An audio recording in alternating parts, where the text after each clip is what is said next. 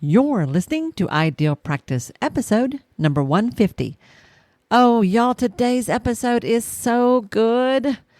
Have you ever tried networking, say, at a conference or some local professional group meeting as a way to market your practice, to get your name out there, and you just absolutely freaking hated it? I gotcha. I feel ya. And if that's you, this episode is for you. Turns out, as today's guest, Melissa Snow, says, we are thinking about this whole networking thing all wrong. And she's going to make this way easier for you and for me. So, stay tuned.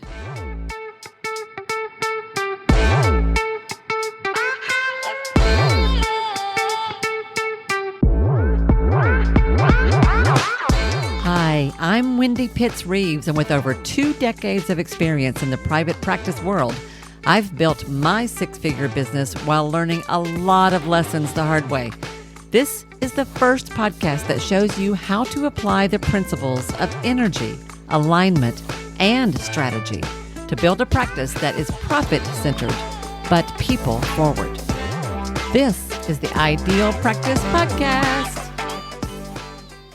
Hey folks, this is Wendy Pitts-Reeves, your host. Thank you so much for tuning in to another episode of the Ideal Practice Podcast. As always, I'm thrilled to be with you guys today, and I have got a treat for you today.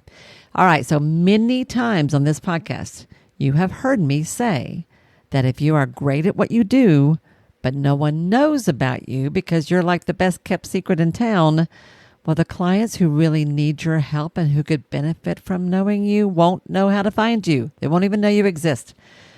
Pillar number 6 of my framework, the 7 pillars of an ideal practice, is promotion. Like it or not, learning how to promote, that is to market your services, is just one of those things you've got to learn as a business owner. And one of the ways to do that is through something we call networking. Well, I don't know about you, but most of my clients hate that idea. And it's a little bit like pulling teeth to try to get them to figure out a way to implement that idea. And that is exactly why I think you're going to love today's guest, Melissa Snow. Melissa is a business relationship strategist, and she takes that role seriously. She is dedicated to empowering women in entrepreneurship. She founded the Powerful Women Rising community, which provides female business owners with essential support and resources for all kinds of business growth. But Melissa's other mission is to revolutionize networking, promoting authenticity and genuine connections over those kind of sleazy sales tactics that we're so used to hearing about. Y'all, she's about how to turn what we would typically call a networking experience into something that is based on connection, not transaction. And I don't know about you, but I find that is in much more alignment with who I am and how I like to operate. And I think it's going to be for you too. In other words, we're going to talk about how to grow a business, as Melissa says, that is profitable, sustainable, and rooted in authenticity. Good stuff, y'all, and lots of great tips today. So, without further ado, let's get in to the interview. All right. Hello, everyone, and welcome back to another episode of The Ideal Practice. I am so happy to be hanging out with you guys today because we're going to have a conversation that I know is going to make you a little squirmy. And I think by the time we're done, you'll be like, oh, maybe that's not so bad after all. That's my goal for today.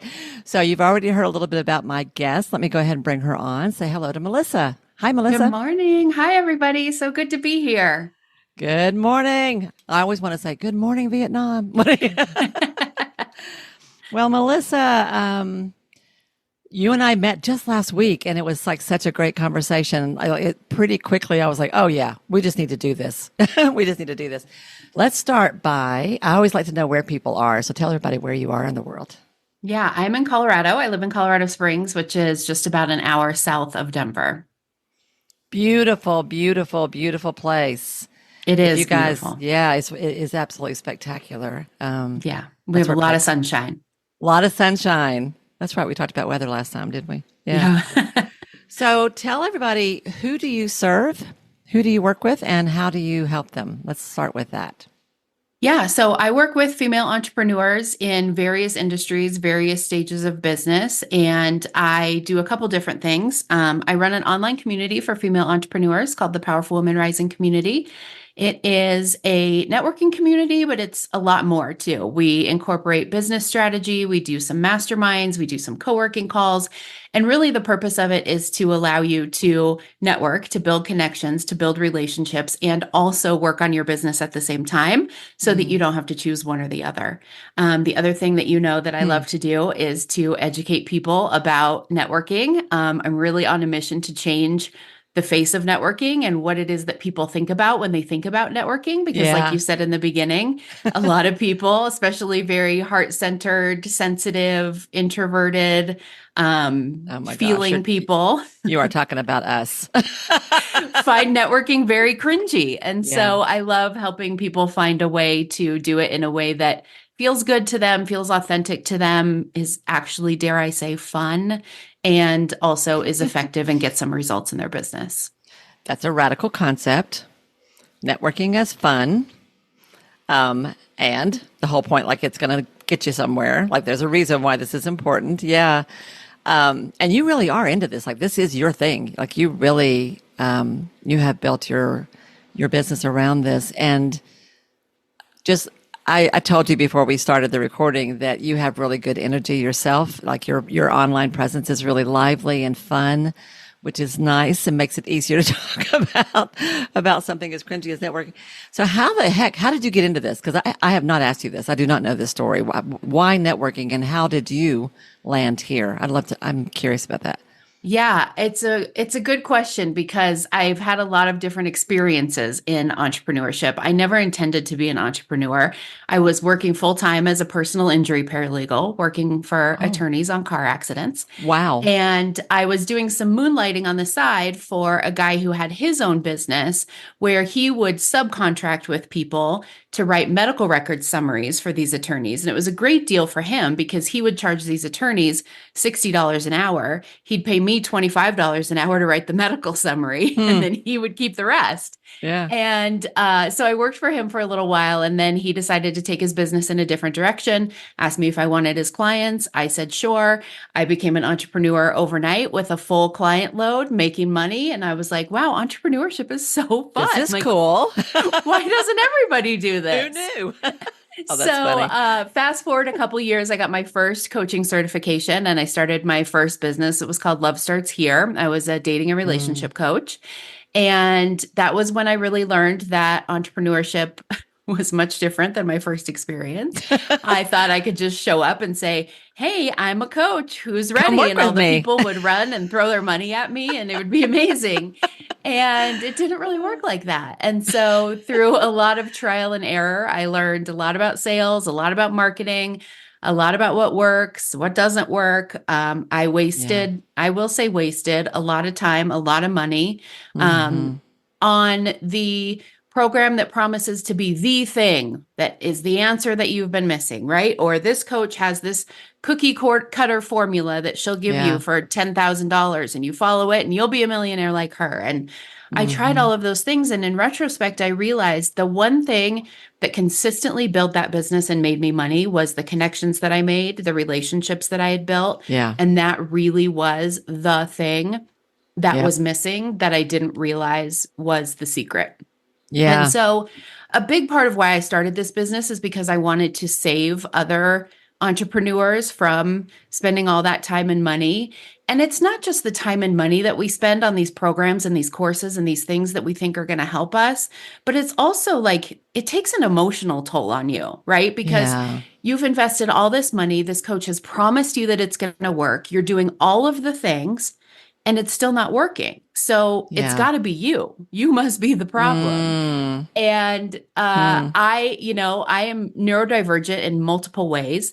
I am not a morning person. I am not a type A go-getter personality. Like, I'm not a lot of the things that people think when they think successful entrepreneur. Hmm. And so I really loved the idea of helping other women find a way to build their business in a way that feels good to them, that feels Yeah. authentic to them, without feeling like you had to force yourself into some cookie cutter mold of like, this is how it's going to work. This is how you're going to be successful. That is so true.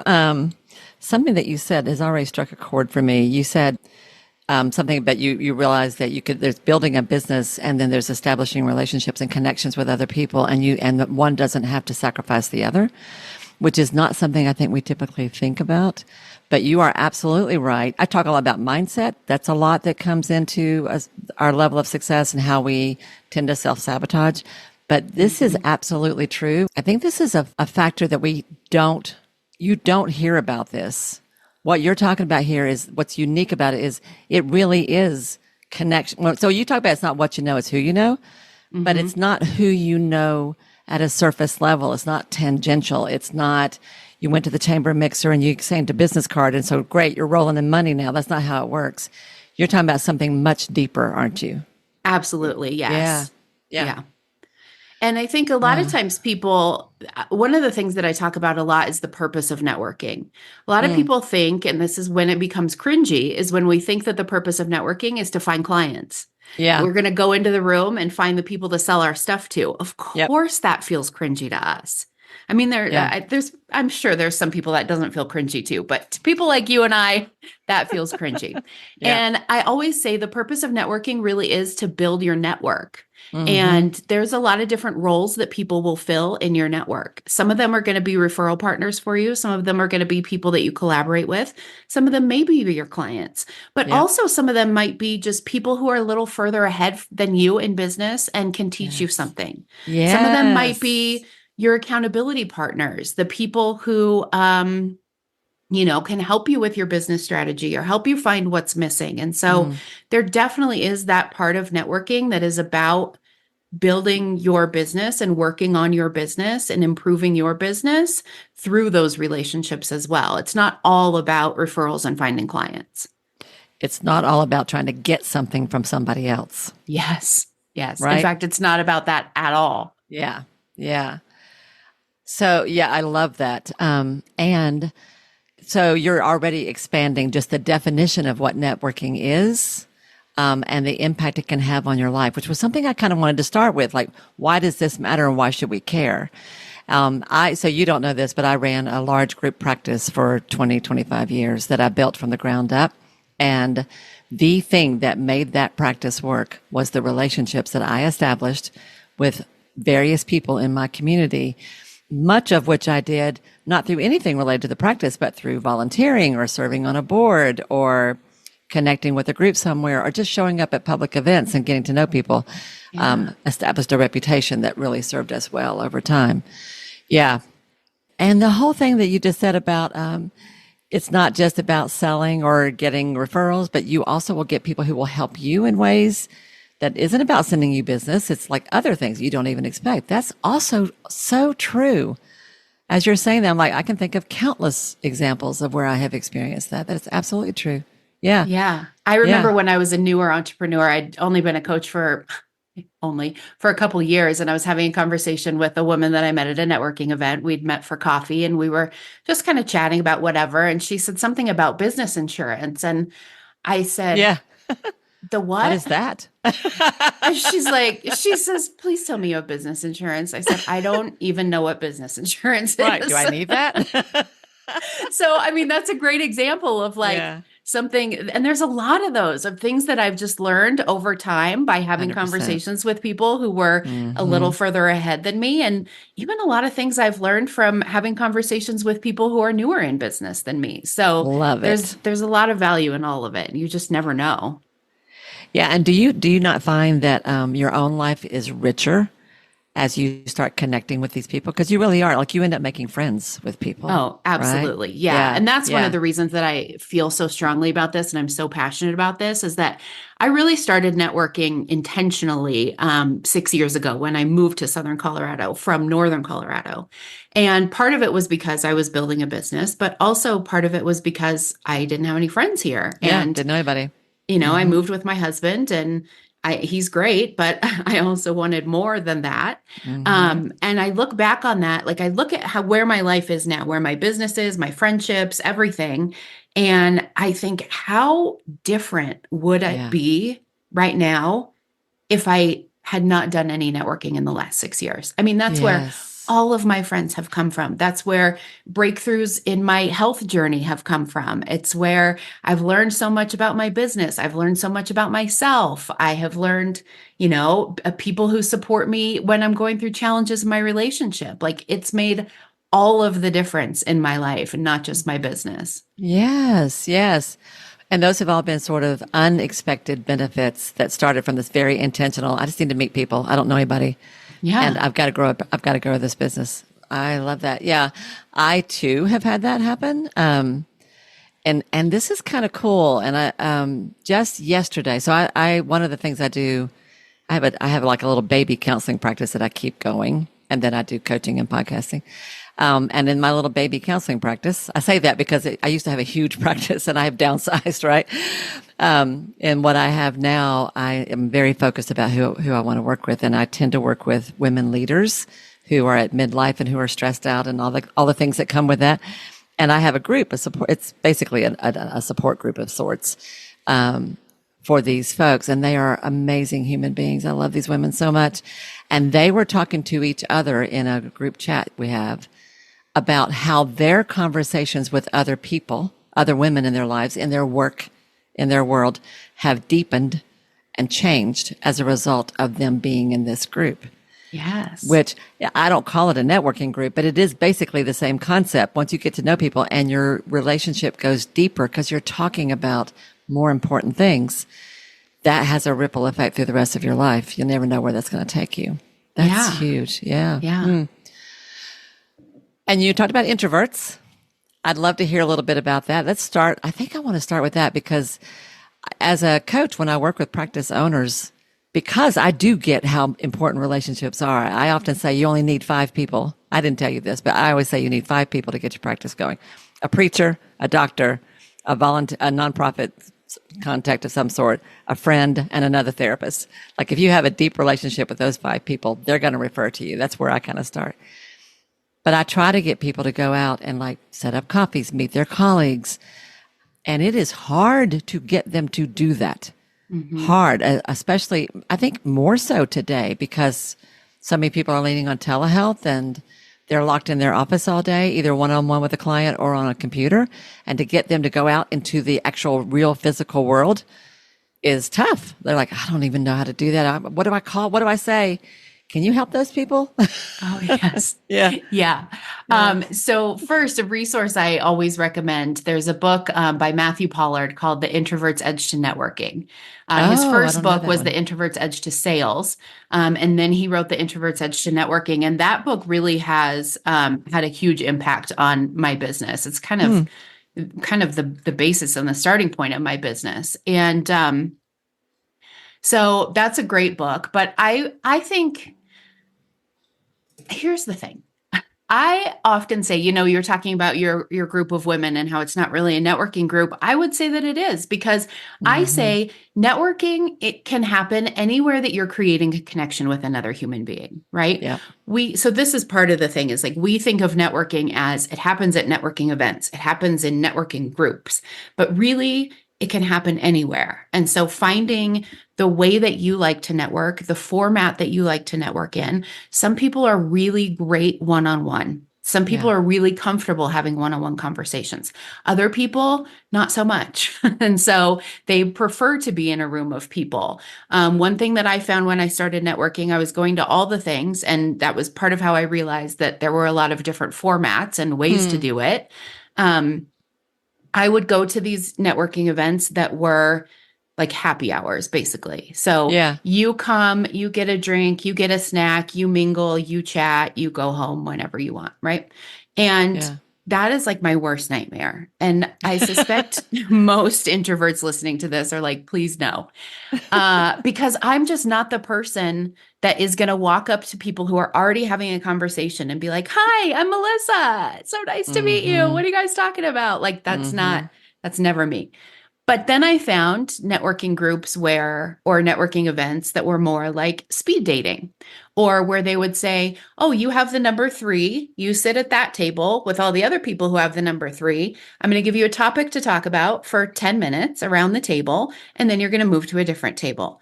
You give me that, I can do that all day Yeah. long and love it, right? Huh. So that's part of it, is finding the types of events, the ways that you like to network, the formats that feel comfortable and good to you. And, you know, we talk, people often confuse introvert and shy. Yes. I'm not shy, clearly. Yes.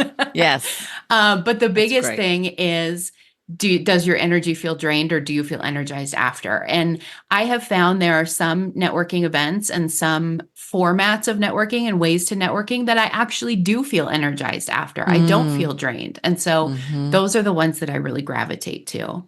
So the Um, difference between those two that you just talked about is yeah. one is very loose and free flowing and nobody knows what to do. And the other one is structured and you have Yes. guidance. And the structure gives you, like, you can operate within that. I know what to do. I can handle this, Yeah. which is helpful. I get that. That makes perfect sense to me. Yeah. Yeah. Yeah. Give me some Yeah. structure. Yeah. And I also have found Hmm. people who like to network in like non-networking spaces, like your group that you're talking about, right? Or like, I live in Colorado, so everybody here wants to do stuff outside. We want to hike, we want to camp, I don't want to whitewater raft, but some people do. Um, Psychopaths. Um, and so sometimes it's better to just find a group of people who are doing something that you like to do, right? You're Yes. inevitably going to build connections with those people, even if Yes. none of those people are entrepreneurs and you are a B2B provider, or you are a therapist or a healer or whatever. Like, you're going to find people in those circles and in those Mm. environments who are like you and who know people like you. Mm-hmm. And that allows that relationship to really just grow and happen organically, right?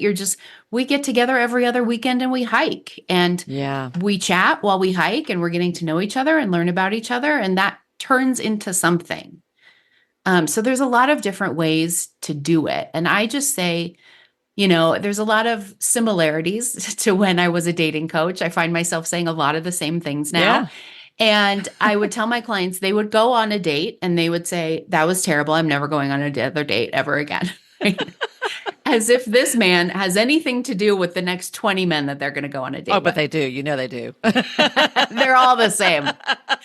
And also, people listening to this are like, "I don't care what she says. Networking events are all the same." They're Yeah. not. So if you go to one and you're like, "That was horrible. I am never doing that again," just know it could be the format, it could be the person who's running the event, because a lot of times the person who's running the event attracts people similar to them. Yeah, So that's true.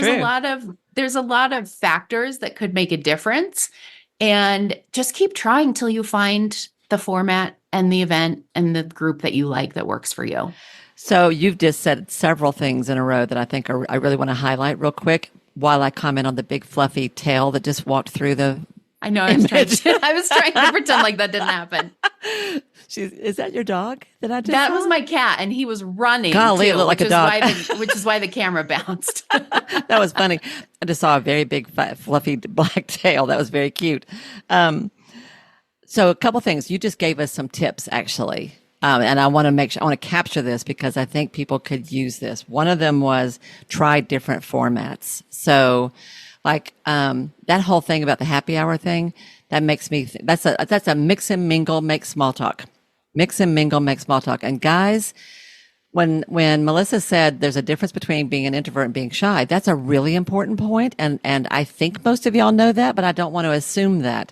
So let me just speak to that for just a second. Introverts go deep with people. They derive joy and satisfaction from deep conversations. What they can't do is make small talk with 20 people at one time. That's exhausting, right? So if you're an introvert, even if you're in a crowd, you will find that you connect with one person over in the corner and you talk for 2 hours and it was a success, right? So this whole thing about mixing and mingling in a small talk way, that might not work for you at all.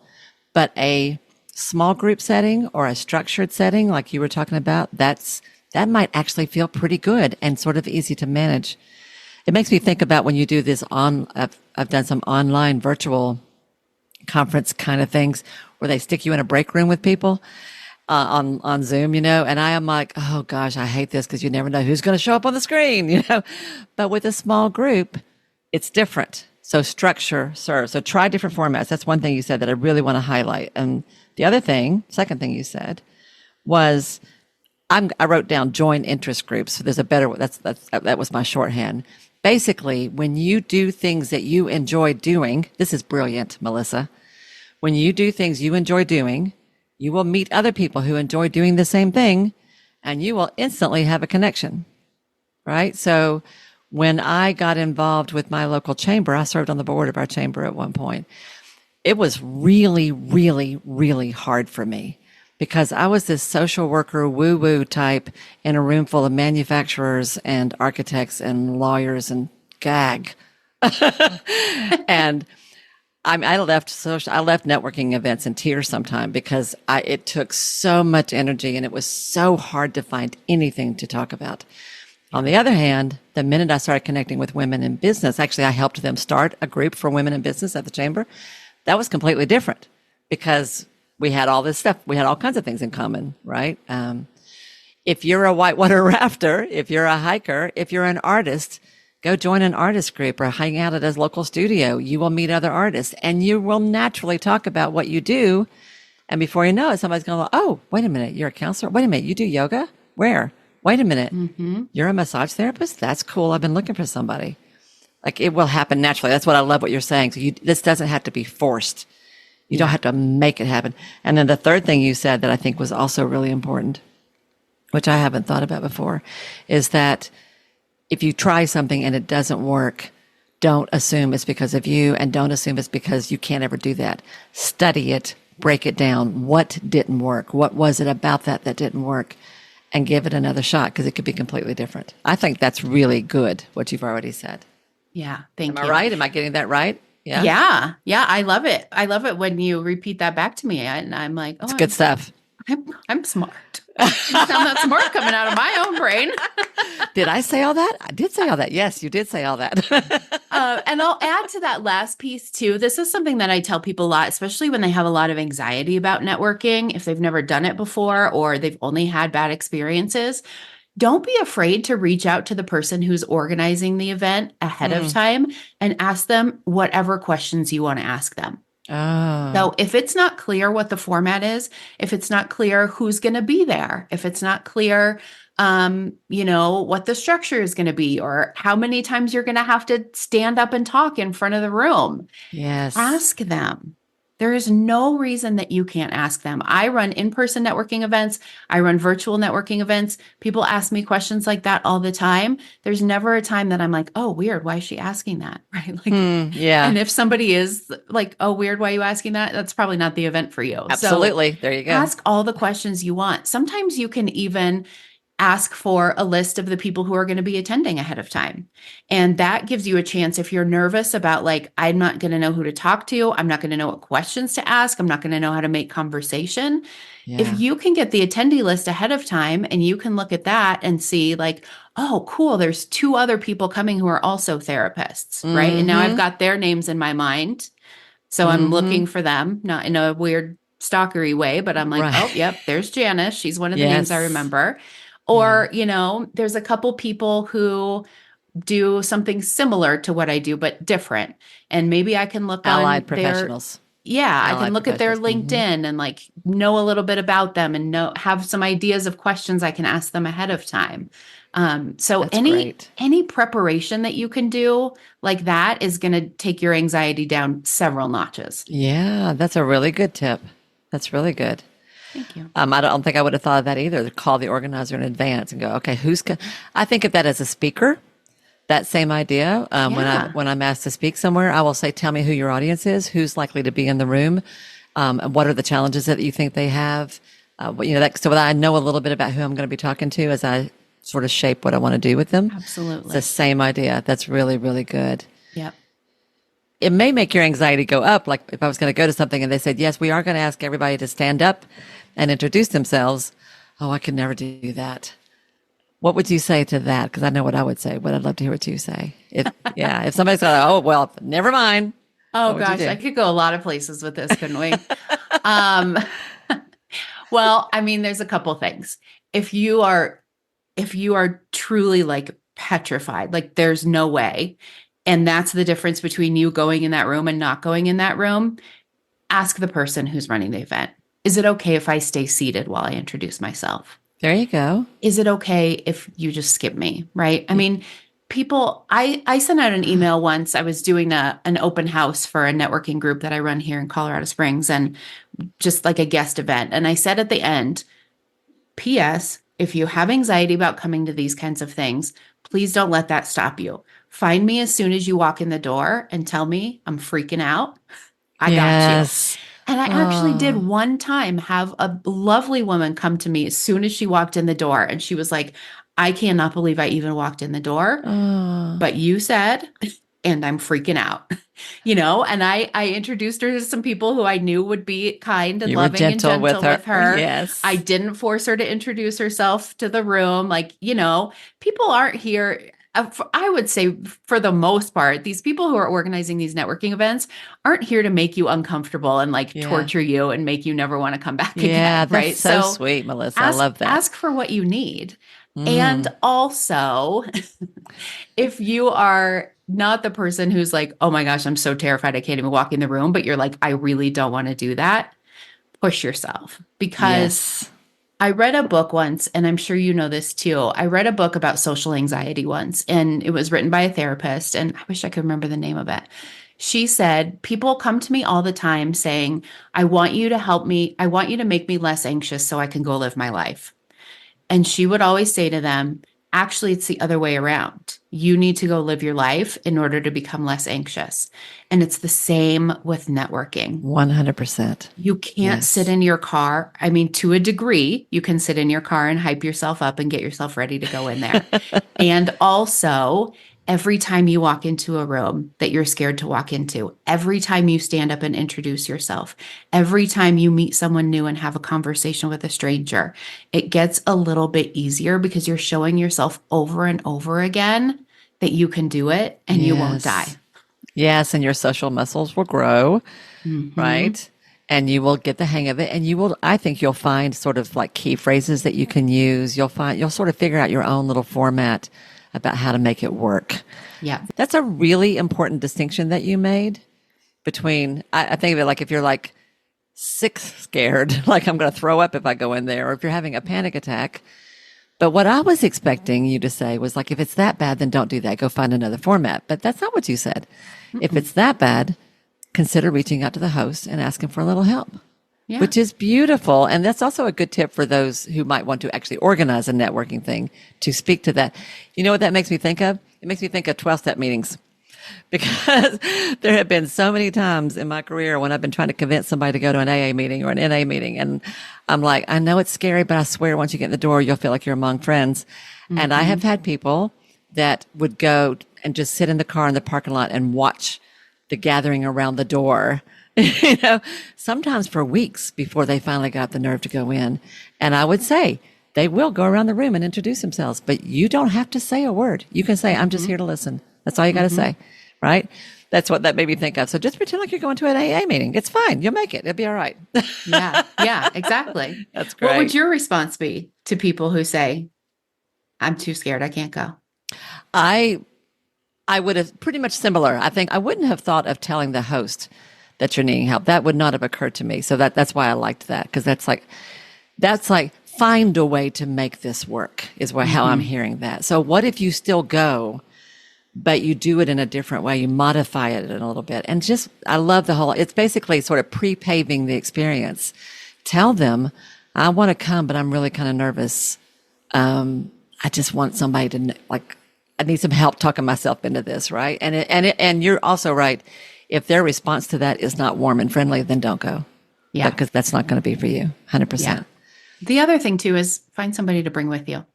Ah, yeah, I absolutely. mean, to go back to your AA analogy, I have gone to at least 3 first AA or NA meetings with somebody Yes. because it's so much easier to walk in it. And I've said to them, like, if you're nervous, like, let's go. I'll go with you. I'm Yes. not afraid. And so That's fun. it's I've done that much, with networking. I've taken, yeah, I'll go with you.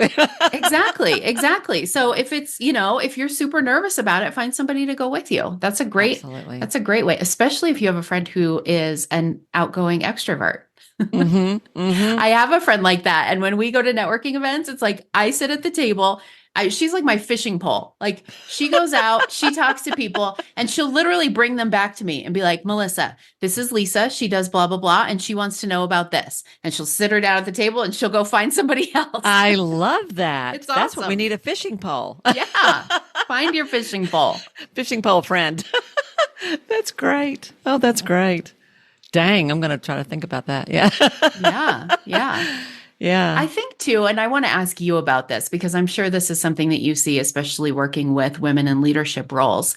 I think we have to talk a little bit about imposter syndrome because Yep. that is something, first of all, I don't love calling it a syndrome, but that's what everybody knows of it as. So we'll go with it. Uh, because honestly, it's a syndrome that every single one of us has at some Amen. point in our life, right? Yep. Sometimes we have flare-ups worse than others, but I think that's one Yes. of the things that really holds women, especially back from networking and from doing it in a way that is effective because we Mm. think everyone, and this is totally how I felt, especially in the beginning, and I still feel like that sometimes, like everyone in this room is a real business owner, Mm-hmm. right? Especially if I'm networking Meaning and I they don't are have and I'm not. Is that kind of where you're exactly. going? Yeah. Yeah. Yeah. Yeah. Especially in the beginning, if I don't have any paying clients, if I don't have an office, if I don't have a website, I don't have business, like whatever we think is the thing that makes us Right. like a real business owner. Yes. And I'm going to go in this room full of real business owners who actually know what they're doing. And everyone's going to realize that I'm not a real business owner, that I don't know what I'm doing, that I don't have any paying clients, whatever it is. And like, I don't know what we think is going to happen. They're all going to laugh at us. They're going to like chase us Mm-hmm. out of the room. I don't know, in our Mm-hmm. worst nightmares. And I want to talk a little bit about that. And I would love to Yeah. hear what you think about that and what advice you give people, because I do think that's something that holds us back significantly. How did you get past that for yourself? Or did you feel that yourself when you Oh, first yeah. launched this? Yeah. Oh, And you yeah. were being intentional about putting yourself out there. How Oh, did you yeah. get yourself through that? How'd you coach yourself through it? I mean, I still have to coach myself through it sometimes. Hmm. Um, I think part of it goes back to that, like, you just have to do it. I Yeah. think that was part of Do it it. scared. Yeah. And the more you meet people and realize everyone else, even the people you thought were the real business owners, are also struggling with the same thing, Yeah. maybe for different reasons, but we're all struggling with it at some point in some degree. So I think that was helpful. I think having a coach or a mentor or a therapist that can help you work through some of that mindset stuff is Yep. really helpful. Yep. In the beginning, I recorded, oh my gosh, why can't I think of the name of it? There's an app that is for affirmations. Mm. It will come to me probably as soon as we're done with this call. And it has affirmations on there that you can use, or you can record your own and Yep. you can segment them into different categories. So I literally created a affirmation and I recorded them in my own voice. That's part of Yeah. it. We Yeah. don't like to hear our own voice, but it's important to hear our own selves say it to I us. love it. Of like, I thought about how do I want to feel walking into this room and what do I need to think in order to create that feeling? So if I want to feel confident, if I want to feel like like I belong there, if I want to feel like, I don't know, comfortable, Yes. all of these thoughts that I need to think to create that feeling. And I would sit in my car and I would listen to those affirmations before I walked Yes. in, just to create that feeling of like, and they were things like, I belong in this room just as much as everybody else. Yes. I have something important to offer to the women in this room. And if you Yes. think that's not actually true, think about the fact that you are unlike anyone else in that room, right? No one else has your education, your experience, your family upbringing, um, your work experience, Mm-hmm. your relationships. Like Mm-hmm. nobody else has that same Your combination. unique combination. Yeah. Right. So there has to be things that you Mm-hmm. can bring to that room that no one else does because no one else has that combination. Yeah, I love the sitting in the car with the affirmation idea, which y'all, anybody could do that. You could do that with your voice memo on your phone. Like that's Yeah. easy, right? My version of that is I would tell people I also would sit in the car and I'd tell people to imagine the best case scenario of what could come out of this. Well, how do you want to feel when it's over? How do you want to feel while it's going on? And what's the absolute coolest thing that could happen here? And just to really like think, well, I mean, it's probably impossible, but it would be super cool if X happened. And just play with that idea and really see it in your mind and feel it before you go in. So that you are going in with your energy high. You're still nervous, but y'all nervous energy and excited energy is the same thing. It's very Right. similar, right? I will share with you, I had not thought about this, but you just reminded me. The imposter syndrome, the I'm not good enough, I don't know enough, I'm not smart enough, I'm not far enough along in my career. All of these women in my group, and then these women are badass women. Like one of them just got a promotion to run a part of her company that has $1 billion budget. Like we are talking serious badasses. Every single one of them were terrified to come to my little tiny little group, Yeah. terrified because of that same, what am I going to have that anybody else has? Yeah. What I am remembering that and it was awesome when they learned. Everybody has the same feeling. The very first time I ever had a coach kind of call me out a little bit and challenge me was in a way that really, really was kind of major, was I was invited to like a weekend kind of intensive coaching thing with a bunch of business owners. And I did exactly what what you just said. I thought, they're all going to be these experienced people with 6-figure businesses and I am blah, blah, blah. And so believed in my being there. That was really powerful. So having someone who believes in you is huge. And after talking to her, I made the commitment. I'm going to come do this. And it wasn't a high ticket item. It was the idea of being in the room with quote, real business owners. I sat in my car and sobbed. I mean, I sobbed. I got off the phone and sobbed. And this has been a long, long time ago, but it was fear. It was being seen. It was being challenged. And I was like, I can't believe I'm doing this. I was absolutely freaking terrified. And you know what happened when I got to the daggum thing? I knew more than most people in the room. I had more experience Right. than half of them. I was like, oh, what was I worried about? Yeah. These, I'm fine here. Yeah. Better than fine here. And what I find is that kind of what if you go into it with I'm not good enough, flip that into who else here thinks they're not good enough that I can help. That's what I Yeah. like to do. Who can I help?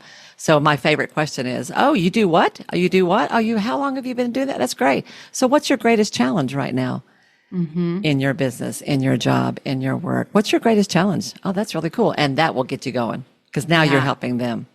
Yeah. Yeah. I love that question too, because one of the things that I get asked about a lot, and I'm going to segue into a new topic here, but Yeah. one of the things that I get asked about a lot in networking is the follow up. I went to the thing, Yes. I met the people. Now what do I do? Yes. And I mean, if you're asking that question, now what do I do? You're already miles ahead of a bunch of other people because a lot of people don't even realize like there's something else to do. They I just was I was going to go to ask the you to talk. networking thing and they're like, I networked, nothing happened. Yay. I was going to ask you, but the before, the during, and the after, like how to think about that whole process, what you would suggest. Good. This is Yeah, good. yeah. So when you ask that question about what is your biggest challenge in business, or you can ask it a lot of different ways. Mm-hmm. What are you working on right now? What's your next Yeah. big thing? Oh, that's What are you good. interested in learning about? All those kinds of questions. I like to ask those questions because that gives me an idea of how I can follow up with them in a way that provides value. That's one of Yeah. the things that I always recommend when people follow up is find a way to provide value to that person. And so I will, if I have a roster or I have a program or something, even if the person gives me their business card, I'll make a little note on my business card that is like wants to start a podcast, right? Or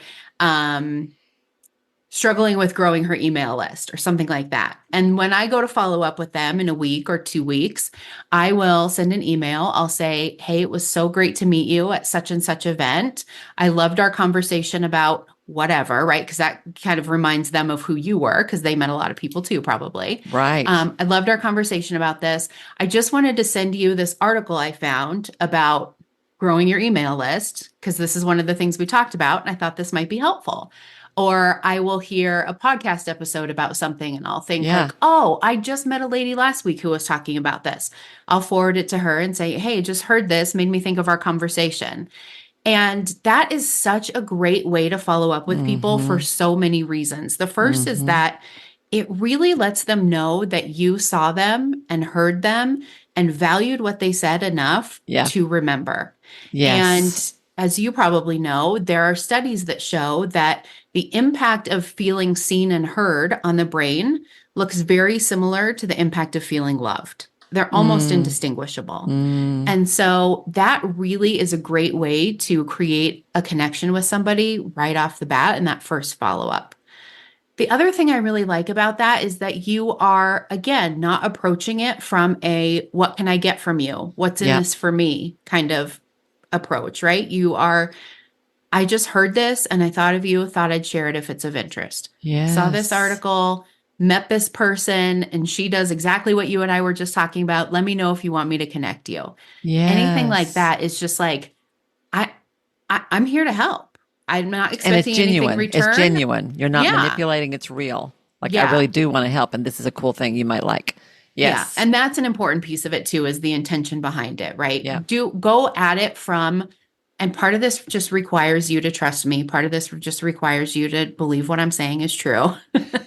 But go at it from a space of, if I just continue to provide value and support other people and lift other women up, it's going to come back to me. Yeah, that's true. And it is.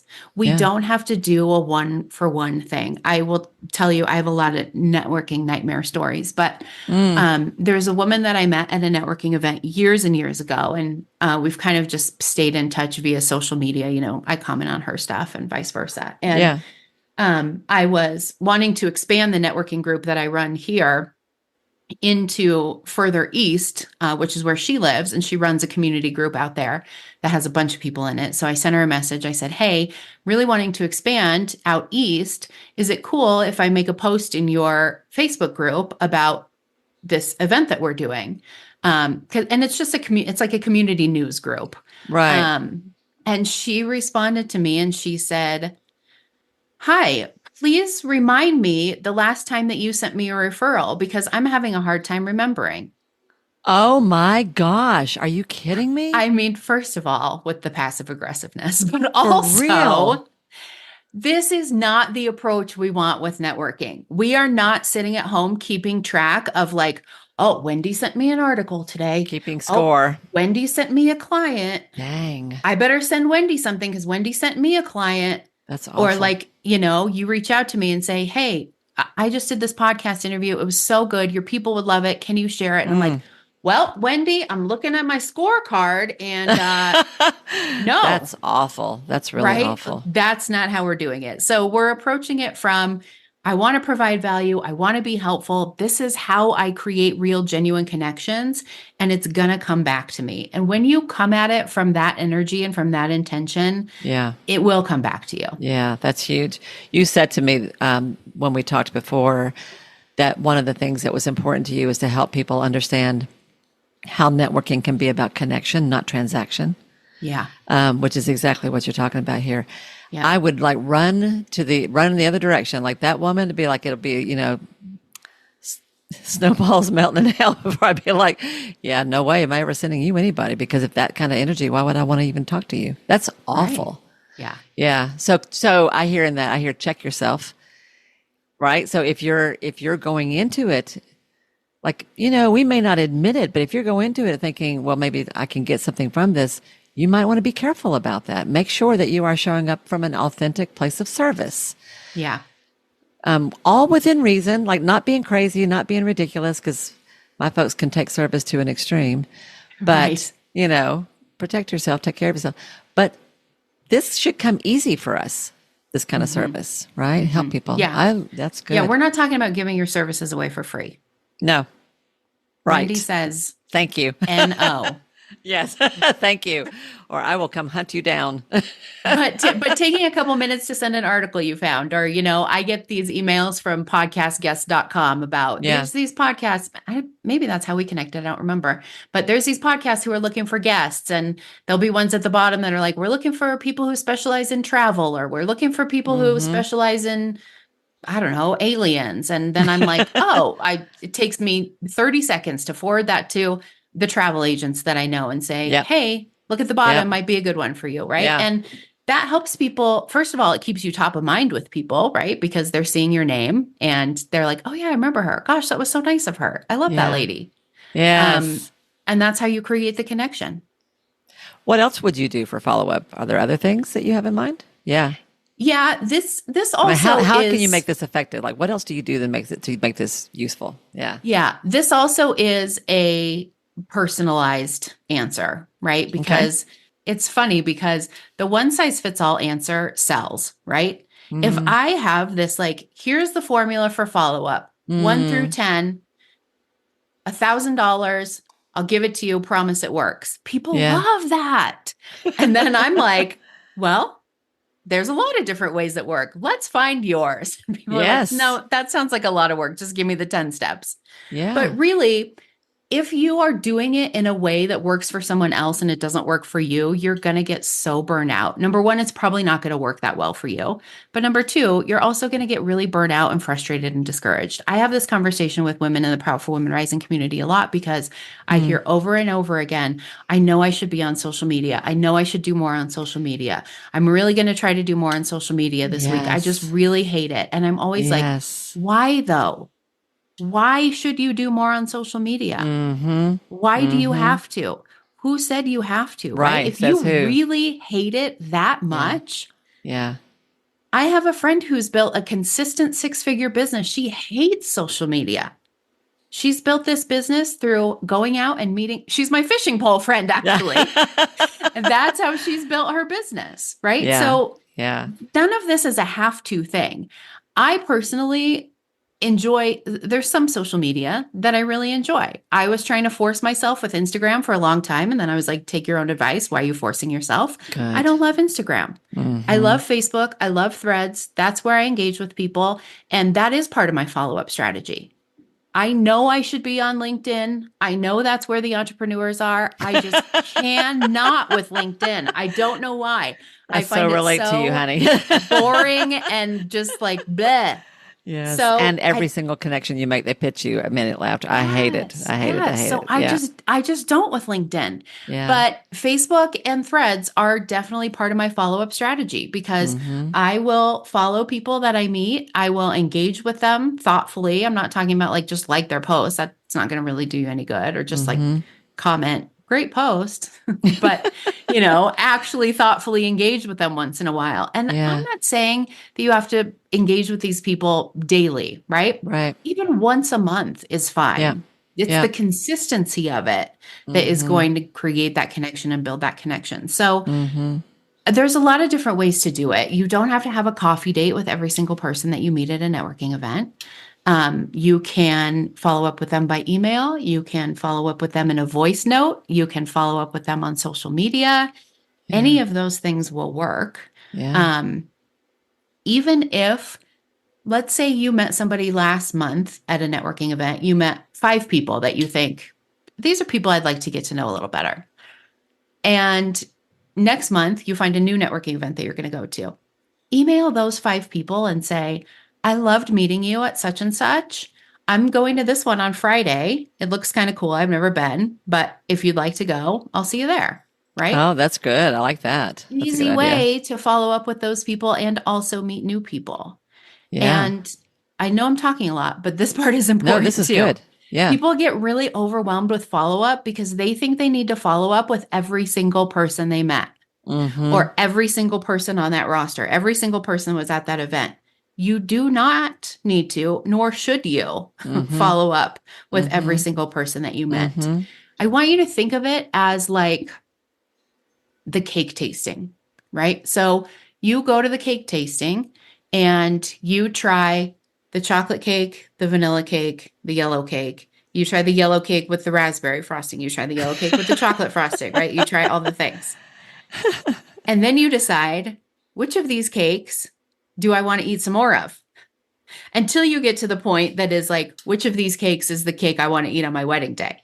I usually use an online dating analogy for this. I don't know why I went to wedding cake. Because it works. Must be hungry. So I want you to think of it that way, right? So, and I think of it like the analogy I usually use is with my dating coaching clients, I would use a funnel. So like if you're looking at the funnel from the top down, everybody outside is all the people on the online dating app. Yeah. Everybody in the next level is like the people that you have swiped right on and they've also swiped right on you. Right. For those of you who've been married 26 years, that means you both liked each other. Now you get to send messages. Clarification. That means you get to send messages to each other, right? So now there's another category of people that you're messaging. There's another category of people that you maybe have a video chat with. There's a smaller category of people that you meet for ice cream, right? Not everybody moves down the categories. Right. You're narrowing it down. People get left behind in the funnel, and that's okay. Yep. I want your people to hear this especially. This does not make you a bad person. Yes. You do not have to follow up with all of the people. You do not have to have a second coffee date. You do not have to have a second email with anyone. Y'all, she's giving you a look. I just want you to know this. You may not see it, but she's giving you a look. And it doesn't mean that you're not a nice person. Right. It doesn't mean that you don't care. It doesn't mean everybody's going to think like, oh, I met her and she never talked to me again. She's no, they don't even remember half the time. No, but the one or two that you liked, that you connected with, they'll be surprised that you remember them and will be touched by it. Yes. Exactly. Yes. Yeah. So I just think like at each stage you're thinking and you're using different criteria of like, I liked this person enough. You know, I could see myself having another conversation with them. I could see us being valuable to each other's businesses or to each other's lives. I'll exchange a couple emails. I'll follow them on LinkedIn. I'll engage with them here, whatever it is, right? And then there may be some point, as there often is when social media is involved, that you're like, okay, never mind. Don't really think I want to follow up with that person again. Not my people. Or, you thought, oh, I'm really going to like Wendy. I'm going to have coffee with Wendy. We go and have coffee. And I'm like, I don't think I'll have coffee with Wendy again. Right. That would never happen. I'm the opposite. Clearly. I'm like, I want to have coffee with Wendy all day, every day. But so just think of it like that too, as like, you don't have to put your all into all of the people. 100%. You're also saying, give yourself permission to weed people out. Yeah. And I'm thinking, pay attention to people sort of on two levels. One, I might need to know this person because it's just a good, helpful contact to have. Like they have a skill set I might need sometime, or I might have a client who could use what they offer. And maybe we're not going to be besties, but it's useful to know about them. So maybe I should follow up enough to get to know a little bit more about what they do. I'm not going to invite them to come watch a movie with me. Right. And then there'll be other people that you meet that there's just something about them. Like she had a nice smile. I just kind of liked her energy. She was just easy to talk to. I kind of want to know her a bit more. And you have no idea why. I would say follow that, listen to your intuition. Yep. And you're saying, so be intentional and thoughtful and deliberate about how you process all of this. And be kind to yourself. Hang out with go deeper with the people you want to go deeper with, period. Yeah, 100%. And also the folks who could serve a role in some point. Yeah, that's good. I like that. Yeah. Yeah. That's really good. Yeah. There's a saying, this in the business world of the fortune is in the follow-up. So tell me, how do you get from you're a nice person, I want to know you better, to something that does bring income or business? How do you, because that's a line you have to cross at some point that also people tend to get stuck at, I think. Yeah. Right? I can send you articles all day long, but that at some point I'd kind of like to work with you. Right. Exactly. Yeah. So I think the first thing to know is that it takes time. And Mm-hmm. again, this is not a sexy thing for me to sell. Everybody else is like, I can teach you to make six figures in 5 minutes following my Right. 5-step plan. And I'm like, I could help you figure out your own way, and it'll take a really long time. Yes. So true. But I will say this is much more sustainable than the other. There is a definition from a long time ago, a definition of the word networking that is a broadcast system of multiple transmitters. And obviously Huh. that related to like TV or radio or something like that. But I love that definition in terms of business networking, because that really is what makes it so much more sustainable than any other business growth method. Because Mm-hmm. if I've put in the time and the energy and the dedication to creating a relationship with you, and I've got a message to send to my 100 people in my network, Yeah. but you also have 100 people in your network that you can send the message to, right? Yeah. And so now I've got this broadcast system that's not just my own transmitter. I've got a bunch of transmitters that are transmitting it to their networks. Yep. So, and that just keeps multiplying exponentially until the end of Right. time. There's no other method of marketing or business growth that does that. That's true. So it is an investment. It does take time, but it is worth it. Mm-hmm. So I think of the analogy as every summer, I know marigolds or morning glories are supposed to come back every year. Mine don't, because they're planted above ground and it's Colorado and their roots freeze. But every year I plant morning glories from seed. And if you've ever planted something from seed, you go out there and you water the dirt every day. And every day you're like, I assume something's happening. I have Can't no see it. idea. Mm-hmm. But you keep going out there and Mm-hmm. watering dirt. And every day you're like, I hope something actually happens. And then one day you go out there to water the dirt and there's a little tiny plant. And you're like, I think something might be Woohoo! happening, right? And by the Yeah. end of summer, you've got these beautiful morning glories. Yes. Yes. That is a lot like networking. You are watering dirt and you're hoping something happens. And eventually Let's water some dirt, does. y'all. But great. you have to water the dirt, right? Like you have to Right. make it happen. You have to have planted the seed. You have to have the right soil. You have to water it the right amount of times, get it the right sun, et cetera, et So cetera. Yeah. So there is that beginning stage where you are just getting to know the other person. They're getting to know you. You're deciding if you like each other. You're building trust with each other, right? Mm-hmm. Know, like, and trust. We all go back to that. And it's really true, because that's who we want to do business with, and that's who we want to 100%. be friends with. Yep. So that does take time, as it should. And so you go through that period, and that happens in a lot of ways. Email, we're having coffee, I'm inviting you to this thing, we're hanging out at this place, whatever it is. At some point, if you decide, I actually want this person to be a referral partner for me, or I might want them to be a client. Yeah. Right? Yeah. Or I actually want to collaborate with them on a project or something like that. Yeah. I think the way that you approach it, again, going back to the intention, the way that you approach it is going to make the difference, whether they are experiencing it as you being a human or you being a salesy weirdo, right? Mm-hmm. If they like you and they've built trust with you, they're less likely to experience you as a salesy weirdo. Right. If they've just met you and you're like, hey, I would love for you to be a referral partner for me, they're like, I barely know what you do. So getting to that point and then just approaching it with a conversation, like, what is your intention? And be clear about it. You don't have to be weird about it, but just say, like, I've been thinking about doing a workshop on such and such, and I just keep coming back to you. And I think doing this workshop together would be so cool. Yeah. It'd be a way for me to get in front of your audience, you to get in front of my audience, and you have this expertise that I don't have. Would you be interested in talking about that more? Right. Yeah. Or Yeah. we've been getting to know each other for a long time. We've had conversations about this and this.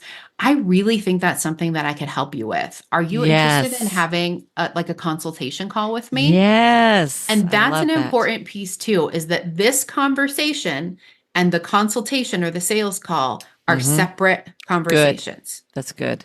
They are never the same conversation. Yep. If I meet you at a networking event and you say, hey, I'd love to have a 30-minute Zoom, get to know you better, you better not sell to me on that 30-minute Zoom. Yep. Yep. Even if I'm saying all of the things. I'm like, oh, Wendy, I just moved into this leadership position and I have all these Mm-hmm. responsibilities and I'm so Mm-hmm. nervous and everything is screaming, Wendy, she's your Right. ideal client. You can help her. Do Really, for not real. sell Give me to a me on call. that 30-minute call. It's so true. What you can say to me is, I work with women exactly like you all the time. I know I could help you. Yeah. If you want to set up a consult call anytime, I'm here.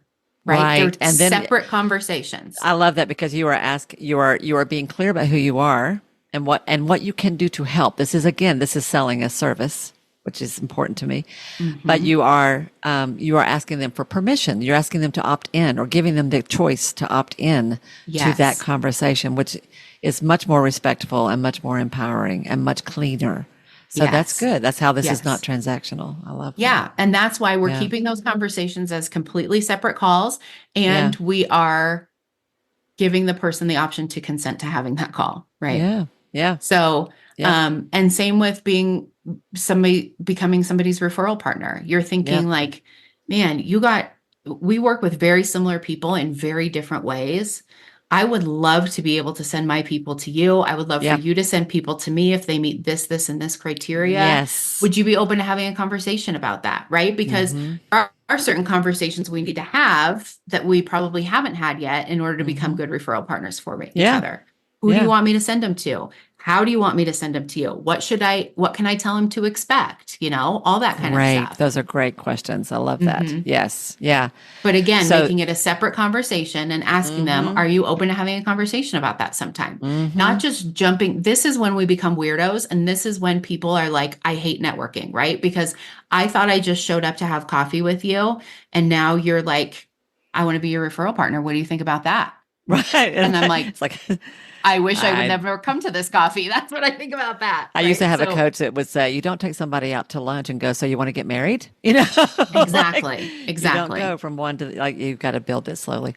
But Yeah. I like what you're saying. This is really good advice to separate those conversations. And this might relieve a little pressure for people because I think for some of you guys who are listening, some of you may feel like you're supposed to find a way to get the conversation to that point. You're supposed to be nice and say all the right things, but get yourself to the point where you're asking for the business. What Melissa is doing is giving you an in-between step here. Build the relationship first, and then don't avoid the topic. But when the timing is right, say, if you would like to, I'd love to have, would you be open to a conversation? Whatever. It's fair. It's clean. It's respectful. It's built over time. That's great. And that should feel good to you. Yeah. The thing that I want to challenge y'all about is that this is the part you won't get to of offering to work with people. Like that's the part you will avoid. And I know that from personal experience because I used to avoid it. So you do need to get there, Yes. but it's not a full court press. It's an invitation when the time is right and it's done in a very special way. I love that, Melissa. That's really good advice. That's great. Yeah. Yeah. And that's a great point that you make too, because a lot of people, I see sometimes people who teach networking say, networking is really just making friends. No, it isn't. We are Mm-hmm. not here to make friends. I mean, we will make friends and it'll be Right. great. And there Right. will be people that we have coffee to that we never get to that conversation with because we Right. just want to be friends with them. Right. And that's fabulous, right? Yep. But that's the cherry on top. That's not why we came.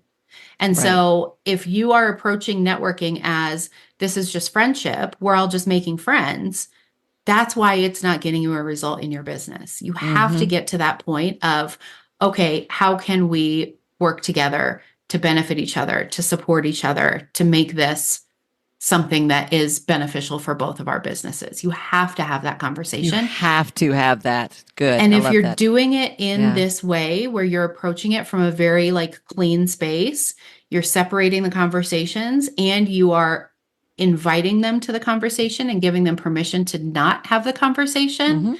then it shouldn't be scary. Right. Right. And you know what? I think one last point I want to make about this is showing up as a leader. This is what it means to be a leader in your business, which is something y'all know I harp on sometime.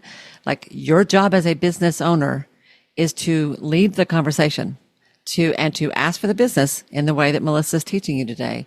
But like this goes back to the imposter syndrome. When you walk into the room with this sort of shrinking shoulders down, head down, trying to avoid looking at anybody, pulling your phone out all the time. Put the dang phone away. Make yourself make eye contact. Find No, somebody. she's giving you a look. Yeah, I'm giving you. I am. Put the phone down. Put the phone down, and go make a connection with somebody who could use a friendly face in that moment. But lead. I really, really this is a thing for me because I'm a little irritated, honestly, at the sort of milquetoast energy that I see from people. I'm like, your clients, your potential clients, need you to lead. Show up and show me that you got something, right? So go into it with the confidence that you deserve to have with someone who has this ridiculous amount of experience, training, life. Like you bring so much to the table. So show up and lead and ask for that business in exactly the way Melissa's teaching you. This is so good. So good. Yeah. I get a little bit on a soapbox because this is sort of a thing for me lately. It's like, I'm probably going to do a whole episode on this because I'm super conscious of it lately. Yeah. Yeah. Great. Yeah. Show up and don't be hesitant. Be confident. Go. Yeah. And you don't have to wait for someone else to be like, hey, I'm interested in your services, or, I might want to refer somebody to you. Like, you can take the initiative, and you should. Yeah. One of the sort of sideways ways I used to, in the very beginning, when I was terrified of everything, when I first started my practice, I was making myself go to these like professional group things in the neighboring town where I live. It's a bigger city. I live in a small town, 30,000 people, but there's a 600,000. I live outside of Knoxville, Tennessee. I would go to things over there, it's across the river. We call that over there. And I would say, if you need anybody in Blount County, keep me in mind. I'm over there, which was a way of kind of like a soft sell, like, keep me in mind over here. That did work. Yeah. Something as simple. If you need anybody who's looking for help with their kids, keep me in mind. If you need anybody who's looking for help with their dating life, keep me in mind. Like that alone is something. Yeah. But you can do better. That was sort of my wimpy start. You can do better. Yeah. It's a great start. A wimpy start is better than a start. Melissa, this has been so good. I've made a list of like all these tips. It really kind of flows into like, oh, do this, do this, do this. It's really great. Good.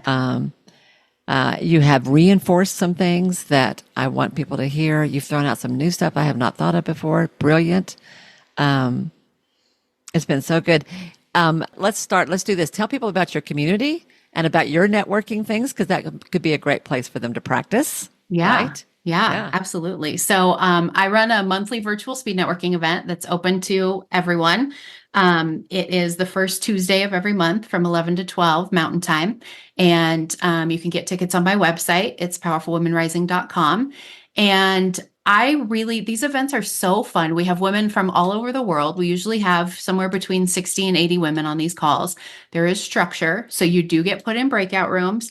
You do get a topic to talk about. But it's not like those virtual events you've been to where like I went to one and I was so impressed because this woman had like 300 people on her virtual event. And I was like, wow, what is she doing? I get put in my first breakout room with like 6 other women. 5 of them have their cameras off. And none of them are talking. Oh, that's awful. And so I get in there, I'm like, hi. And no one responds. And I'm like, okay. So I sit for a little bit and then I go back to the main room. I tell her nobody had their cameras on. No one was talking. She's like, oh gosh, so sorry. She puts me in another breakout room. Same thing. I'm like, okay, I'm out. For real?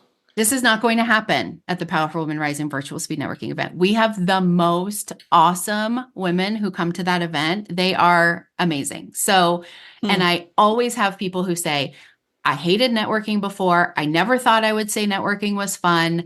I was so nervous to come, and people always love it. So if that's you, you want to connect with the people, you want to practice talking about what you do, introducing yourself, making connections in a space that is very safe and judgment-free. Love to have you on the virtual speed networking event. You actually can attend your first one at no cost if you use the promo code first time. Oh, I love that. Tickets are only $10, but you can also come to your first one with the promo code of first time. Oh my Lord. Y'all pay the $10. Just pay the $10. Whatever works. Support a sister. Pay $10. I like the promo code because it takes away your excuse, right? Like, oh, I'm not paying $10 might be terrible. Um, and then I also run, as I mentioned, the Powerful Women Rising community, which is an online community for female entrepreneurs. It's really just about women supporting women. We have amazing mastermind calls where you can bring any topic, challenge, mindset issue, something you want feedback on, something that you're working on or you're confused about. And we have women in the community in all different industries, all different experience levels. You can get input from them, get ideas, get new perspectives. There's opportunities to get business coaching from me. We do co-working calls. We do networking calls where you really get to know each other on a deeper level, really understand each other's business, who each other's best referral partners are, how to make that referral. So it's a lot about learning to, a lot of these things that we talked about today, just learning to be better at networking and do it in a way that feels good to you. Yeah, that's so good. And you can, I mean, it's easy for anyone listening to this to tell what it would be like to work with you, and what it would be like to be in any of these groups that you're running, because you are so warm and welcoming, and you have a great sense of humor. You have a great sense of humor, which makes it easier, actually. Makes it easier. Yeah. And y'all, the fact that she gives you a topic to talk about, that means you don't have to go thinking, what do I say? It will come to you. So just trust yourself. It'll be fine. That's a great little thing. It's like those card decks you put on your family table, that dining table, so you have something to talk about at dinner, right? Yeah. Same idea. Exactly. Yeah. Yep. I've done that at conferences. I used to run I've run a couple of conferences over the years, and I used to put, one of the things I did at some of them was to put a question under their plate that they didn't know was there. Mm-hmm. And at some point I would say, turn over your plate, before they had food, of course. Turn over your plate and then turn to your person on your left and right and talk about whatever that topic was, something like that. I love that. Yeah. I used to do that. That's a great idea. Yeah. This has been so good. Thank you so much. I might check out your networking thing myself, because, it's hard to get out there. Yeah. So that's really lovely. Yeah. One of the things I like to do, we will put all of that in the show notes below. I'm also going to look up that book that you mentioned by Pollard. I'm going to try to find that. Yeah. And so we'll make it, y'all, really easy to find her. You also have a podcast. I do. Yep. Also called Powerful Women Rising. So if you just remember Powerful Women Rising, you can't miss it. There's a theme. You can't miss it. Yeah. So we'll have all that down below. This really has been helpful and fun. And thank you so much. I knew it would be.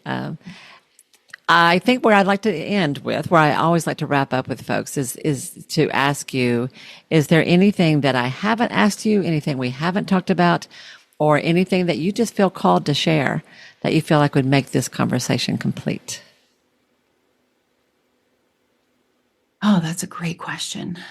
I touched on it a little bit, but my intuition tells me to say it again. So I'm going to say it again. You do not have to build your business the way that everyone else says you have to build your business. You do not have to follow the expert blueprint, the cookie cutter, the 12-step plan. It works for some people. It doesn't work for other people, right? Yes. Part of what we miss is like, Susie followed this 10-step plan and she made 6 figures, but she also had a huge network, 10,000 people on her mailing list, and a degree in marketing before that, right? She didn't tell us any of that. She just said, I followed this 10-step plan and made 6 figures. Right. So find the way. And I feel, like I said, I feel so strongly about this because I spent so much time trying to force myself to do it a different way.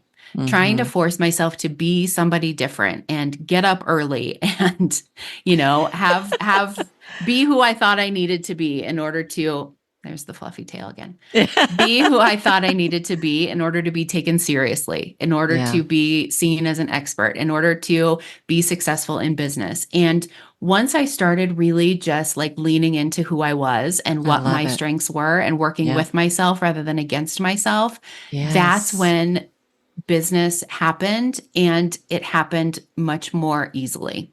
Because it was more in alignment with who you are. Yeah. Which always works so much better. You are 100% right. This is what I mean by ideal practice. An ideal practice for one person is going to be very different than what it is for somebody else. And when you are working against yourself, it's always going to be hard. You may still get there, but you will wear yourself out along the way. But when you do what you're saying, Melissa, and just like, good Lord, honor your energy and honor what's natural for you. Learn strategies, try things. Don't be afraid to put yourself into something that's a little scary, because sometimes you'll figure out new things that you didn't even know you liked and knew you could do. But always, always, always, always honor your way and what feels right for you, because that's the only thing that's ever really going to work. So Absolutely. Love it. Yes. That's ideal. Love it. That's perfect. Thank you so much. So much. What a great way to end. I am always, always thrilled with the answers people come up with for that question, because it's always just perfect. Yeah. And that was no exception. So Okay, good. thank you. All right, everybody. Thank you for hanging out with us today. I think we have given you quite a bit to chew on. I hope this might be the kind of episode you want to go back and listen to and take notes, honestly, because there have been lots of little bits in here that you can literally implement today. Oh, you know what? I didn't ask you, Melissa. I'm sorry, y'all. I don't usually do this at the end, but it's an important question. Where do people find networking events to go to? Other than the things we talked about already about volunteering or finding things you're interested in. Like literally, how do you find things to go to? Do you have any like 2 or 3 specific places to look? Yeah, I mean, you can Google it if you're looking for something in person in your area. Google, of course, is a great reference. You can find stuff on Meetup. You can find stuff on Eventbrite. Many of the new people who come to the Virtual Speed Networking event come from Eventbrite. So those are all really good resources too. Oh, that's good. I hadn't thought about Eventbrite. I wanted to ask you that because that's also like, okay, you've convinced me. Where do I start? Yeah. Okay. All right, y'all. Now I'm going to quit. Thank you, everybody, for hanging out with me. And I will see, and Melissa, and I will see you again next week right here on the Ideal Practice Podcast. Bye now. Hey, y'all. If this program has become important to you, if Ideal Practice matters, it would mean so much to me if you'd be willing to take just a minute to do 1 or 2 of the following things. First of all, would you follow or subscribe to the show here at Ideal Practice? Following me helps you because you'll never miss an episode, but it helps me as well for all kinds of reasons. To do that, all you have to do is go to the show page for Ideal Practice on Apple Podcasts or Spotify or wherever you listen to podcasts. There, just click on the plus sign that you'll usually find in the top right-hand corner, or click on the word follow that you're going to find somewhere there on that page. Of all the things, this really is the most important thing you can do for the podcast itself. While you're there, it would be extra special if you would be willing to give me a 5-star rating, and even better than that, a review with your own words. Your words matter. And when you write what you feel, what you think, you uplift and encourage others. And I love that. If you want to go a step further than that, take your favorite episode or 2, one of the ones that has meant a lot to you, and share it with a friend. Could you do 1 or 2 of those things for me? I promise I will love you forever. You guys matter to me, and I value your support more than I can possibly say. Thank you, sweet friend, for anything you can do to help me out and support the show. I'll see you again soon.